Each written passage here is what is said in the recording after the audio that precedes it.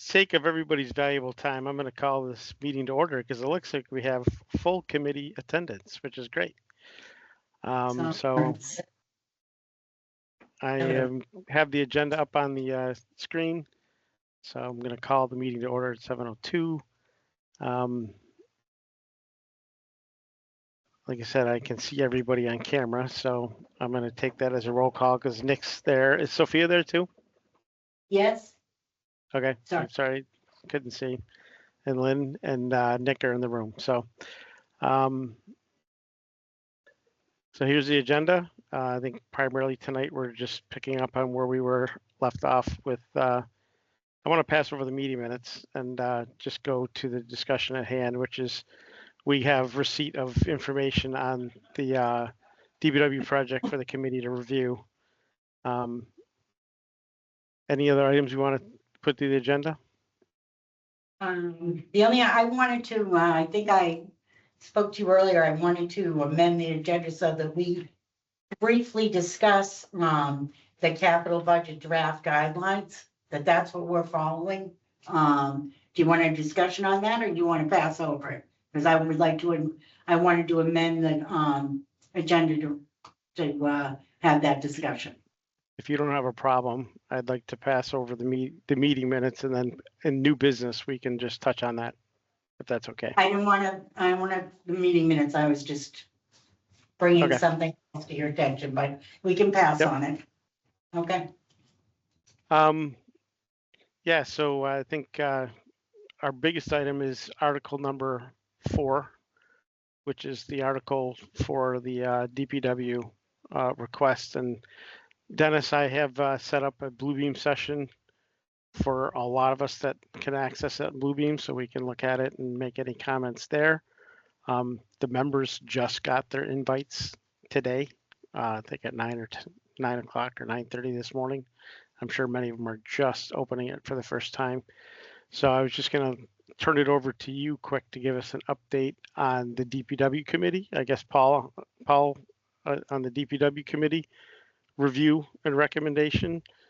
And like I said, I think capital is everything we need to take a look at it and to provide a review and a recommendation. But I believe I'm going to, at least I'm going to speak for myself, is it does look like we have all the information to do a review and provide something, but I think we need time to do that because we do have, we have 4 items that are posted in the Bluebeam session. The first is the actual 23-page set of drawings for the schematic design. The second thing that's posted is the architectural and MEP narratives for the building that go with the drawing set. We have a cost estimate from an outside cost estimator that's there, and then we have Vertex has a summary document that is their summary on information. And so I think capital's got everything we need to look at it, to understand it, and to do a review and to make a recommendation. I just don't think we've had the time to look at the information. I will summarize quickly from the discussion that we left off when we tabled this last week, which is everybody on the committee is totally aligned and understands the importance of this priority project. So I think this is more about us understanding what we have at this time to provide a recommendation after we've had a chance to look at everything and review and provide some feedback. And from our perspective, and then we can talk about it later when we look at the guidelines, which are just a draft guideline that was put in place a long time ago. It just gives us something to use. Our goal is to look at the project for what it is and what submission, and offer up any kind of questions, concerns, comments, or feedback to the building committee, and then also from the CBC up to the FinCom and select board. Any questions about that? No. So I'll turn over quick to Paul if you want to give an update of where we are with DPW. I saw that there's a posting. I saw an email from you about a posting going up and having a DPW meeting to review the submission. Yeah, we're going to post the meeting for next Wednesday night to go over all this, other material, you know. We hadn't had a meeting since November. Up to that one, last week, which I was not able to attend. And, you know, just to get everybody up to snuff as to, where we are with the project. And, basically, we're kind of already voted to go along with it when we voted the 2.5 million at the fall town meeting. So, but again, I want everybody up to date, that they can see everything that's going on. Finance committee, we're in the same boat. I didn't see any of this stuff until today. And while the finance committee, everybody on the finance committee, I think, and Nick is here, I think everybody's supportive of the project. They just want to see a little more background information on it. So that's where we stand with that, Dan. Okay, yeah, I think we're in the same alignment. We have a good amount of information that I think all of us are just getting our hands on in the last day or two or few days. I want to quickly turn to the CBC members and ask that, since we have it now in Bluebeam, is there a way for some of us to do our own reviews, and then maybe have one or two of us get together and get a Bluebeam session going, or take our Bluebeam session and try to aggregate feedback? And if anyone has a problem with that, I don't think we have to have a posted meeting for that. We just need to have a posted meeting for once that's all collected up and we want to review and forward it to back to the DPW committee and to FinCom and the select board. So is that a problem for all of us to do that before next week? Because that'd be great for us to get that done before the 22nd. I'll do a quick around the horn from everybody on the committee.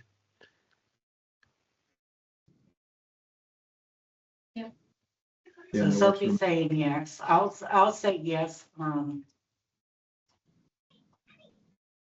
good with that. I would appreciate that. I think it's a great idea. Okay. Yeah, because I think in our case, we're just looking from capital perspective. We're just looking to essentially ask questions, provide feedback. Paul, I think, you know, what you just summarized, there's not anybody in this committee from our conversation last week that does not understand that this is an important need project that's long overdue, and that it needs to happen. So I think we're focused on just giving good review feedback and constructive questions and concerns or comments, anything we see within the documents, and get it in front of the DPW building committee so they can have it addressed before we can, and ideally we could have another meeting to get a recommendation vote done after that's been done. And just to add in here, you know, you're part of the building committee and Steve Racketon's here. We knew going in that this was going to be a tight timeline to get all this material done. So from that standpoint, it'd been nice if we had this 2 months ago, but we were told, you know, even back in November when we voted with the money, that this was going to be a tight squeeze to get all this stuff together. You know, we told that by Vertex and Weston Sampson. So it's no surprise that we're just getting some of this stuff now. I wish it were much earlier. You wish it were much earlier, but at this point, you're playing with the hand that you dealt. So. Yeah, so I took a look at the drawing set and the narrative pretty quickly, and didn't have as much time to look at the cost estimate. Like I said, I think for capital, if we could figure out maybe to have a work session this weekend for a little bit, or if that works for folks on Saturday or Sunday for a few hours, so we can talk to folks and collect up information and just scribe in our comments, and then we can bring those forward in a formal meeting as a committee. Anybody see any issues with that? And I think we can do that in person and remote, same thing, in a hybrid format. I know the fire station, we have a smart board and some tools to make this go really easy and do things. So, So we don't need to call a meeting. We're having a subcommittee. Is that correct? yep, just it's a work session. You're allowed to do that. All we're doing Okay. is just collecting information into that session. So everything that comes from us is captured in that one place and forwarded on. And Paul, I see us giving that feedback more directly to really Vertex and Weston and Sampson and the committee and how they want to have Weston and Sampson address anything we see or find. But like I said, my perusing of the documents, it looks like a pretty good schematic design set. I'm sure we'll find some stuff because it is still earlier in the design process. And I think it's going to be really important for us to communicate to the anything we're doing with regard to moving forward on the warrant, that we communicate well to where we are in the process. The percent complete of design to your point, Paul, is that all those design dollars are already authorized from the fall town meeting. So we're through a certain percentage of that money already, and we're fully funded to go to 100% design. So there's nothing stopping the building committee from, doing that work. In fact, that's our charge, is to get that.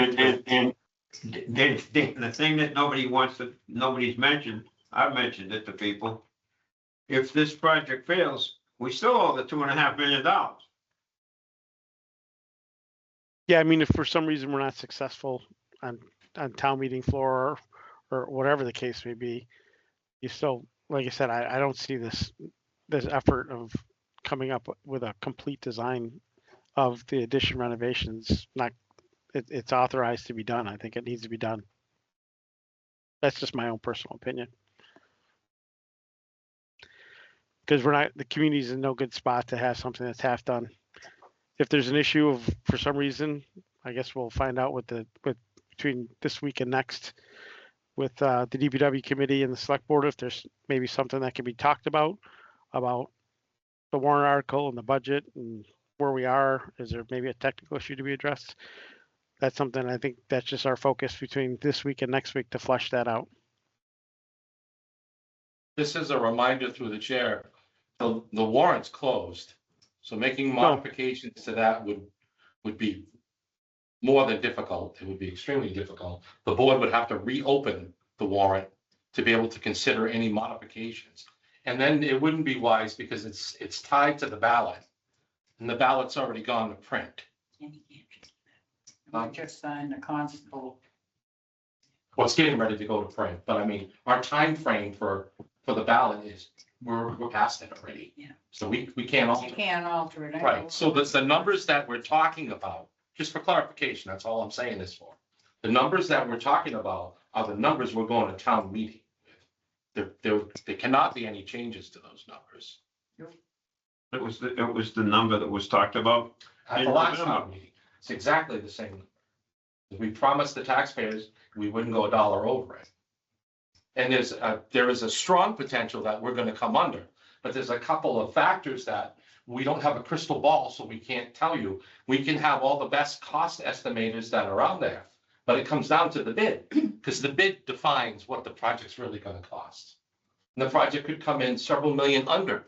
It could come in several million over. Probably not. It's probably going to be fairly in line with the cost estimate. And that's why we have a cost estimate, but it's still not written in stone until the bid comes in. In addition, we have an article to take remaining funds from the community center to help offset and defray some of those expenses, and that reduces the borrow. In addition, the contract with Weston and Sampson and Vertex is not $2.5 million. I negotiated that contract and it's considerably less, nearly $1 million less to be precise. So that will be applied towards the construction and reduce that borrow. So will Kenny be able to update the impact to the taxes, taking those two things into consideration? Because we won't know those two things until the night they take the vote. And we don't have the bid until afterwards. He won't be able to, like we've done with the Fowler Street Bridge, the Grove Street Bridge, other projects that we've done in town. We've said, this is what it costs. This is our estimate to do it. These are some of other factors that we anticipate we're going to be successful with in reducing that borrow. But there's no guarantee on all of them until we make it to those junctures. So we could say that the estimated tax increase is the maximum. It is, absolutely, and that would It's be, likely that. that would be a fair assessment. It's likely that it could be less. And the only way it would be more is if we don't get the estimated rate that the finance director is suggesting. And again, everything we do for forecasting is trying to give our best estimate that we can based on historical trends and the market today and the experts that are out there that give us the best information that we can go by. But you don't know until you open the bid. Well, if you gave Val the information about, and you go to maximum, she could do the tax impact. We have the tax impact for the. You can do right off the TLS, what deal, what. Yeah, so Dennis, I totally agree with everything you just said. From this committee standpoint, the numbers aren't really our purview as much, other than just our numbers being of the project, the documents, how we see them, and to your Yes. point, whether they're in line, tracking lower. Do we see something that could be a cost that could put us over? You know, there'll probably be some, if we think it's going to track lower, there'll be opportunities to do things. One of the things that I did see right out of the box that was not addressed in this cost estimate so far is the FF&E budget, the furniture, fixtures, and equipment. And these buildings tend to be heavier than if you're just building like an office building, like a town hall. So I think there are a few things where there's some good conversations to talk about and discuss. But yeah, I generally think that, you know, if things are handled well, it's not going to exceed that number and there's an opportunity to go down. So, and like I said, I think the biggest concern that we had a conversation, because we did have Weston and Sampson before last, and the concern, I guess, was just making sure that we don't go into a presentation that doesn't have enough content to see and show the voters what has been spent out of that $2.5 million, and where we are in the percentage of complete and how we're tracking. I mean, I'll turn it over to Justin, because he probably can give a good example. But in the design and construction world right now, it's not unusual to cost model or cost estimate a project a couple times during a design phase. And like I said, I'm actually working with Justin's organization doing pre-construction work on a couple different projects in the delivery method where we're constantly doing that to understand where we're going to land. So I suspect, you know, to your point, we'll have another far more developed design that'll have a better and more accurate cost estimate. So yeah, with that being said, I think that's kind of where we're at. So we just need to spend the time to give review feedback so we can get it back to DPW and FinCom and the board. Dan, in the documentation that I forwarded to you, one of them is called the construction only cost summary. On the first page, of the owner's soft costs, there is an allowance of $200,000 for FFE. Okay. I thought it was in the soft costs. I just couldn't recall. I saw that in the estimate this morning too. I did see that. Yeah, like I said, generally, I think we have good information to provide feedback on. Yep. Our goal is to be thorough and ask a lot of questions, and hopefully turn every stone that we can turn. So if something comes up on the town hall floor on the discussion or debate, that the committee can offer an answer to the constituent and the voter of what, how, where, and why from a planning and a cost estimate perspective as it relates to the project. So, But Dan, keep in mind, we haven't mentioned the elephant in the room yet. that's not our elephant, Paul.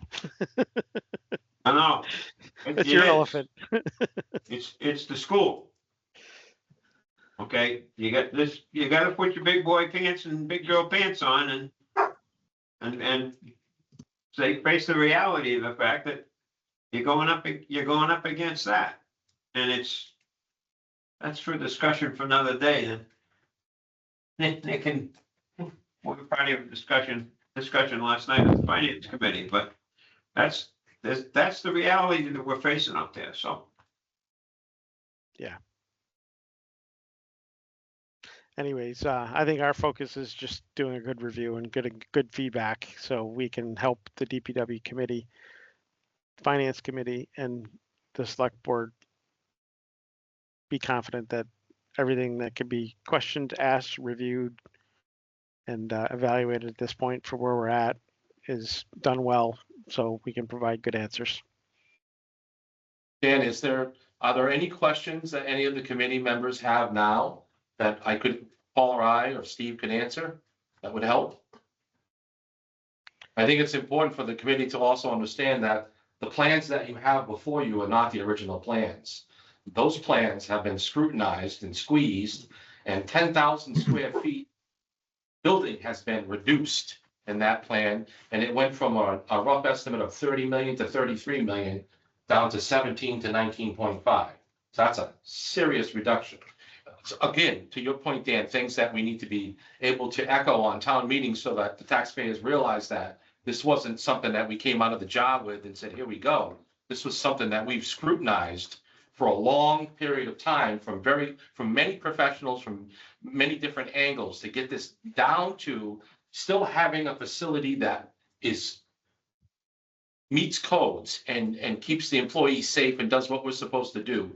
But it stays within what we consider to be as low as a cost as we can do. And that's, I mean, going from 30 to 33 million and an extra 10,000 square feet of building was huge. But we can still do what we need to do with the DPW. It's just a lot more confined. At the end of the end, we'll be going in like a tuna can, but that's okay. That's not uncommon for Public Works to have to, when you want to get a particular piece of equipment out in an emergency on a weekend, you got to pull 8 other pieces first. And that's no hardship for us. Yeah, I think the project is following and tracking to that direction. So from what I've seen, I'll, to your point, I want to open up to the committee members. Any other things you want to ask before we go on to the next agenda item? Because I think we have our track of, we got a week to do some good review and feedback, document it well in one place so we can show up to that meeting on the 22nd. Maybe we just join as an agenda on that existing DPW meeting and just do a report out and hand over information and then go from there. So, and anything else from anybody else in CBC as it relates to that? I mean, I opened up the documents this morning. Dan, I think, like you said, it's in a place where we can perform a good review and get some good questions out there. We may not find anything crazy, but the documents are there for us to review.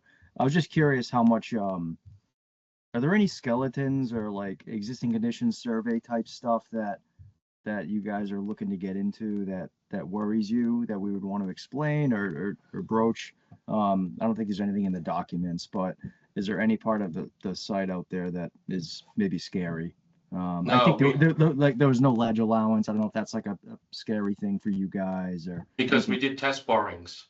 You did do test borings, okay. Yes, we did. We did test, we did geo, we did all of our geo, we did test borings, we identified the vernal pool. We worked with conservation to make sure we stayed away from the buffer zone, and none of the construction that we're gonna do was gonna interfere in any way, or we're gonna have to make any special modifications. We identified where the electricity is, where the water's coming in. The only thing that we're still negotiating, if you will, is the sewer. And it's because it's a long run to go from the vehicle wash bay, which we are required to have by DEP mandate, to be able to get gravity out to the intersection of Maple is a tight one. And worst case scenario, we'll have to put a lift station in, not a full blown pump station. And we are trying really hard to avoid that. Okay. But that, I would say, to your point, which is a very good one, the only thing that I see, the only skeleton that I see is that. Yep. I've done nothing of asbestos or lead that triggered anything. There's no, we don't have soil hazards or anything of that nature. There's no way Yeah, like the community center, Justin.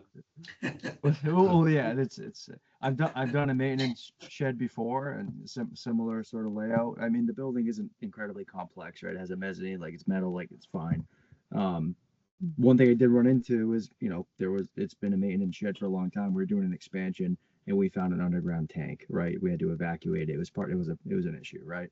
So that's the type of stuff that I'm just curious what skeletons might be out there and how far along you are. But if you've done test borings, that's obviously a huge step.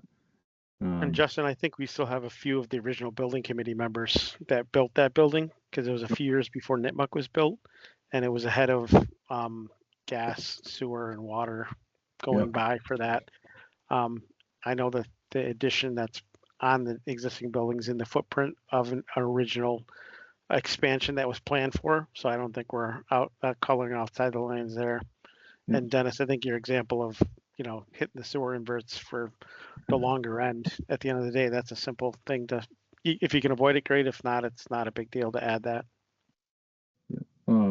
The other question I had, just going through the experience with the community center process, we identified some deduct alternates in the just in case scenario. We were tight on budget and we used some of them and it helped us. Are you guys doing anything like that, or is that not part of this process? No, we have some alternates in there. There are some things that the best case scenario is the bids come in favorable and we get to do 100% of it. But Right. I'm just thinking if they come in kind of high, we have a couple of things we can click off and go after at a later date and still get the project to continue.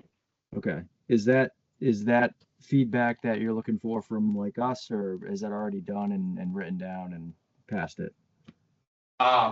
If you want, I'll send Dan an email so that you guys will have it for the weekend on what the alternates were that Yeah, that'd be great. Weston Yeah, and Sampson had put together. I think there was one or two of them that they Yeah, okay. figured, worst comes to worst, we could bump it out if we had to. yeah, I just a random one that I saw, like the sound attenuation. One of them was, Right. one of them was the canopy. So on the facility right now, we have an existing outdoor canopy Yeah. that we park equipment. It's outdoors, but it's out of the weather.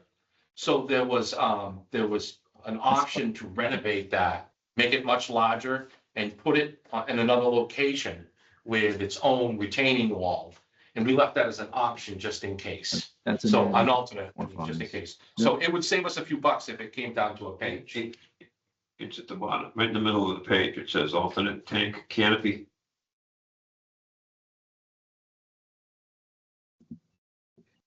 Add alternate, yep. Equipment storage canopy, $882,000. That's our only alternate.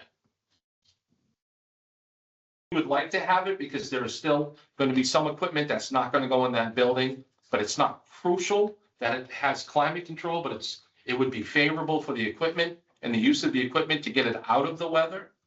But at the end of the day, it won't hinder our operations. Okay. It just makes us more efficient by having that. So we use it as an add alternate. And that's almost $1 million. Okay. Yeah, and then just mentioning, because I did a quick review this morning, I saw like sound attenuation of the generator. Is that something that is an absolute necessity in that area, or no? It is. So we're part of public safety, just like police and fire. Yeah. We're first responders. So anytime you have a hurricane or snow removal, we still have to roll, which means that we still have to service our equipment. We still have to be able to pump fuel. We still have to fix things when they break. So the site has to operate. And because since 9/11, they've changed the rules on how we set ourselves up, police, fire, and DPW. They frown upon us pulling gas up. In other words, our fuel supply needs to be isolated and on site. So if we had terrorists, they couldn't cut us off. Okay. You know what I mean? I think, Justin, you're alluding to the fact that they're putting attenuation to meet a property line dB level. Yeah, I was just kind of curious. Is it? Yeah. It just seemed like something that would be on that list of, is this necessary? Could we potentially be? Yeah. Just one Get those rid of items. it because you're not close to any property lines. So Dennis, he's bringing up a point that you're buying a really expensive attenuator to keep the generator quiet, if that's really needed for whatever operationally. But typically you're spending that kind of money because you are close to your property line and you can't exceed either 50 or 55 dB. on your line, but I don't think we're that close to anything. And you could probably. So the see generator generator. moves to let me get my bearings here, northerly side of the site, so closer to Pleasant Street. In fact, the generator will only be about 55, 60 feet off of Pleasant Street. And That's, you're not too far from the intersection of Maple, and you've got houses right there, so sound travel. So I think that's what they were trying to take into consideration. That's what I would expect. Like if it's anywhere near a house, it's in a setback location, but if it's anywhere near one of those houses, you're gonna need it. I mean, everyone's. If the running generator was on the other side of the building, I don't think we would have the same problem. Exactly. But because of where it's located, Okay. All right. Yeah. If there's anything else like that that I see, I'll at least. If it were in the back of the building, nobody's gonna hear it. not. yeah, I think in general, those are the things we're probably going to find, to your point, as schematic design. Because a lot of things haven't been completely baked, so we'll probably ask a lot of questions that'll help inform as the project progresses in design. Yep. I mean, but it looks like That'd be our focus. And it looks like there's a good program layout that's been reviewed by everyone that's going to care about this building, right? It looks like all the staff rooms, all the functional rooms, like everything is pretty well set up and in the design, right? We took everything into consideration of looking at the site as a whole first, and so it's like an airport during snow process. So we have equipment coming in, and getting loaded and leaving. So we wanted to make sure we maintained flow around the building. And with the addition going on, there are areas where we get tight. So we had to pay attention to how we situated the addition. You know what I mean? And the offices and the gathering areas are minimal to the point where they hold exactly the number of employees we have. All right, Dan, I'm good for now. Thank you. Cool. Any other committee members have anything immediate? I know, like I said, you might not have it, so, but, and then I just ask that we all just I'll send out an email about a few times this weekend and early next week, we can get together and do that working session. Just an informal information gathering from the comments, so we can have a good handover next week. And I think you saw the thing I sent out today, that it's the intent, the Finance Committee and the Board of Selectmen and the DPW Building Committee are gonna get together at the next Selectmen's meeting, which is the 28th. And like I say, the Finance Committee hasn't voted one way or the other on it, but it's just a formality at this point to provide a little more information than we had. When it comes down to it, the number is the number. The number is the number that we told people at the fall meeting. And again, like I'm saying, at the 22nd, the building committee meeting, the 28th with the selectmen, and then we're having that public session at the community center on the 30th. And Dan, have you seen the video that? Yeah, the video is good. I think if you're gonna have slides, I think the only thing we had a feedback is I don't think we can keep on showing the public colored boxes of blocks diagrams of the building. I think you're gonna want to have updates of the schematic design, replace all that information. Yeah, that's the number one. I think we're going to be under the gun to really show progress and to show, like I said, a level of coordinated review by the three constituent committees and elected officials we're talking about, just to make sure we have this, well vetted. That's all.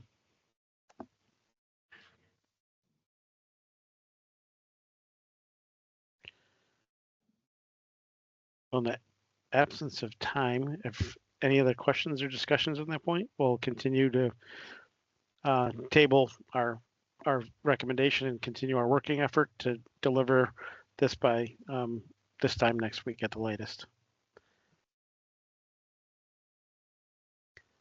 Okay, cool. So we pass over, we'll do the meeting minutes next meeting if you don't mind, because I just want to get to that and shorten the time since we're doing another meeting next week. We'll catch up on our meeting minutes then. And then Lynn, to your point, just as a reminder, if you go onto the capital budget plan, you're going to see from a September 2020 draft guideline that is used to just evaluate and score not just a project, but anything related to it. And I think this second page for us is something that we can use on this project, and you're going to find out that it's going to score high in general. It's a good example of a project that will probably score well.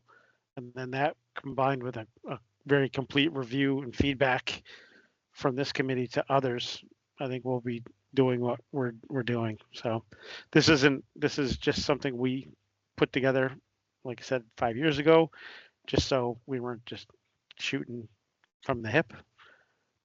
This is actually a policy that's been in place that was developed for another community similar to us. It's a community compact deliverable that the state had done for another community that's a rural suburban community like Upton. So just like I said, just gives us something to follow as a guide. So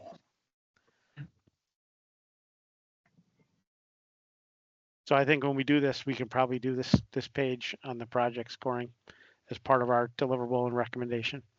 Do you want me to send that out in a link to everybody, or just let everybody know that it's right on the page under capital? The guidelines are right there. It's a link, opens up to the document.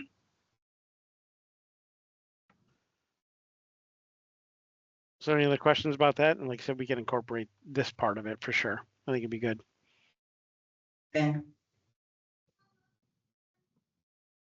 Let me go back to the agenda. We do have people other than, so we're going to pass over 5 on the voting again and unanticipated topics. I think we've kind of addressed any of that. Anything else that from any committee member? We didn't go over Article 20, which is the open space for the trail bridge. Do we have any information on that? Are we going to be voting on this, or CBC passed it. they passed it? Okay. So that one's off. It's Article 19, right? Or Yeah. 20? No, 19? it's 20 now. There's a Okay, new 20. warrant, remember? The warrant updated, so it's 20. So I'm So just gonna mark passed. That's passed over. Okay, good, great. Hold or whatever passed. Okay. Just one clarification. We have no new business. We have our business in front of us already. Unless somebody has something. And this time next week on Thursday, good for everybody? So we're gonna call a meeting for the, you want me to do one for the 23rd? Is that what I'm getting, or are we meeting the Yeah, 22nd? these Thursday nights are good. I know they're good for me. So So we're not joining the meeting on the 22nd with FinCom, correct? all right, Paul, I don't know what your agenda is. I mean, 28th. The 28th. Okay. oh no, yeah. So yeah, we'll be ahead of them. 23rd. Okay. So 23rd. this Thursday night, the 23rd, 7 p.m. work, and then I'll put out an email to the group with the CVC, just to make sure on having a couple hybrid get together to go through the Bluebeam session and record comments, so we can have it one place as a group, so then when we can act on it. But yeah, like it'd be nice to do I'll that. throw And it get it in done. For the 23rd, and you'll take care of the rest. Right? Yep. Thank you. Could I just ask a And- quick question? There's several meetings that have been mentioned on the selectmen's meeting on the, I think it's the 22nd. Then there's our meeting on the 23rd, and then it's a DPW presentation on. Is that another meeting that's scheduled towards either the end of April or early May? There's a presentation on 4:30 at the community center. On the 3rd. Okay, I And the think third- that's the one I was thinking. Yeah, okay. Third of May. I thought it was the 30th of, Oh, 30. 30th of, Paul, the only thing I'd ask for us for next Thursday is that it doesn't have to be everybody from Weston and Sampson or Vertex, but if we're gonna do a roll up and wrap out and provide feedback comments, we might want to invite them or make them aware so they can join remotely. And we can just go through them. Dan, Paul and Steve and Dennis have all left. Okay. Well, I'll coordinate with them. Like I said, that's the only thing I can think of is they might want to have those folks available. To your point, Justin, they can answer questions better than anybody. So that's what we're getting paid to do. They get the big bucks. Yeah. Okay. Everybody got access? Justin got access? Sophia, do you have access? Yeah, Okay, great. I think when we get together this weekend, either hybrid or in person at the fire station, I'll get it set up so we can make sure everybody's got access and can scribe. And we'll just get her done.